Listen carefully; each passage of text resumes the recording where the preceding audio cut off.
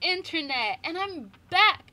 If you follow me on any of my social media platforms, you may be aware that I had spring break last week, so I was out of country. Now that I'm back, I want to put out more videos and more things for us to enjoy. I'm really glad to be back in the country with Wi-Fi, with internet, and with you guys. So let's get into the video right now. Alright, so today's video is a book opinion video. It is a long-awaited one, and that is for Bitter Kingdom, the third and final book in the Girl of Fire and Thorns trilogy by Rae Carson. There are certain things that trilogies must do.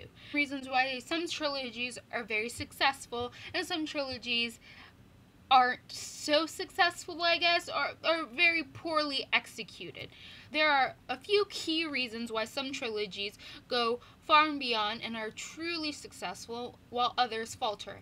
And that's basically because of the trilogy structure. The first book is there to introduce you to the characters, the plot, the idea, and then to end on a kind of big bang that draws you in and makes you want more.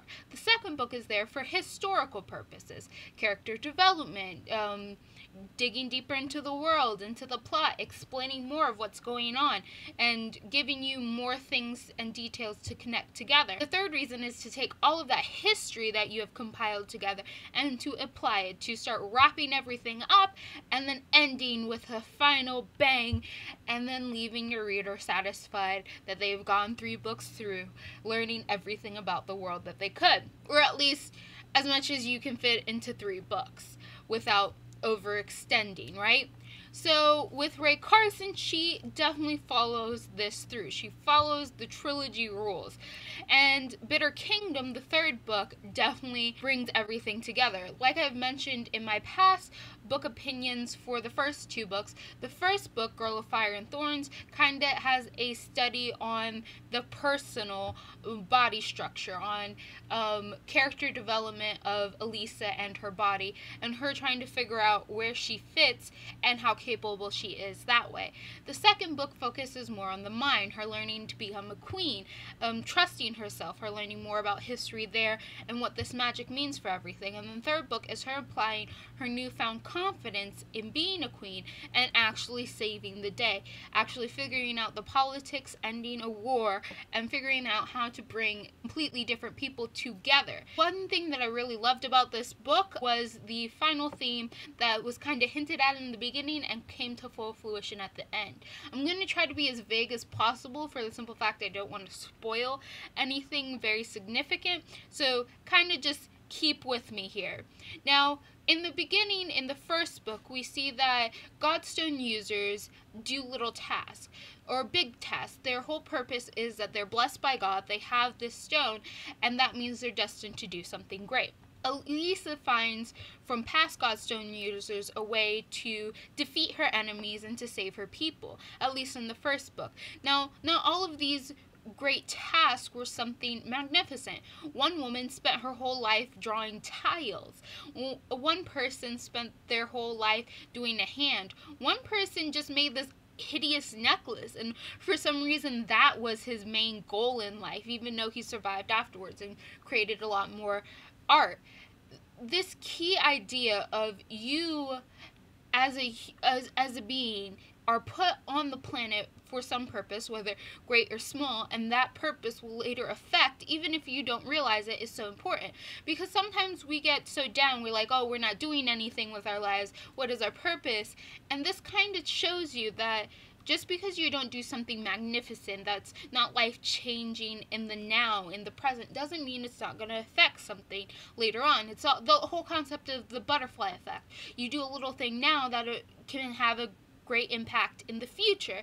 And so this series kind of studies that in a sense with the Godstones users, showing how past Godstone users did something small and that later affected her and helped her to do all these great actions. This is made even more clear by some of the comments she makes at the end of the book, realizing that all of the greatness that she has accomplished, that we've seen her go through with these wars, with her becoming a great queen, with her confidence, how she understands that even a few years down the line, maybe all of these changes won't apply. Maybe it'll be something greater. Maybe it'll be something worse. She She affects the now and maybe a few years into the future, but she doesn't affect forever.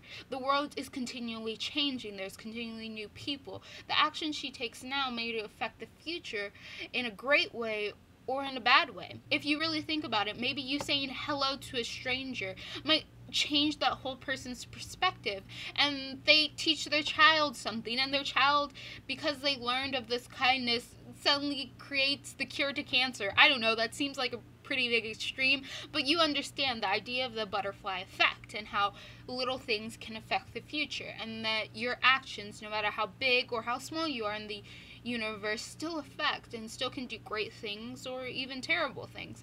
And that's what I really took away from this. I really loved how Elisa grew in the first two books, and how here it's really concreted. You see her as this powerful character, as this dignified woman, while in the first book she was a shy, ignorant girl. She is now a knowledgeable queen, a ruler over her land, able to connect her people. She's very confident in herself. So that is something that I really loved. And then the last comment I want to make, again, I hope this isn't too spoilery for some of you. If it is, just leave it off here, I guess. But the idea of like inner beauty, the beauty, you loving your body and loving your mind and being confident in that. And I love a comment she makes at the very end where somebody's like, oh yes, your husband will love how you look, and she's like, the most important person that should find me beautiful is me. That's the person who's most important in this situation, not my husband, not you. The person who should first and foremost find me beautiful is myself. It's something that I've taken to heart, and I think everyone else should as well. There's a lot to be said about getting compliments, of having other people tell you that you look beautiful every day. But until you truly feel that way about yourself, until you truly love yourself, you're not going to believe them. So the most important person who should think you're beautiful is yourself in the end.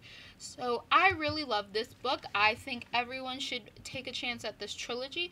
You should definitely get it. It fulfills what a trilogy should do. It uses the books the way that they should be used. It fulfills the story the proper way, and it gives you a lot in character development and world building, and it just sits in your mind a while. And that's what I love about books. I love when they have a hidden theme, or like something that just transcends across and can really teach you something. Now, books in themselves are meant for just entertainment, but that doesn't mean entertainment can't teach you important life lessons.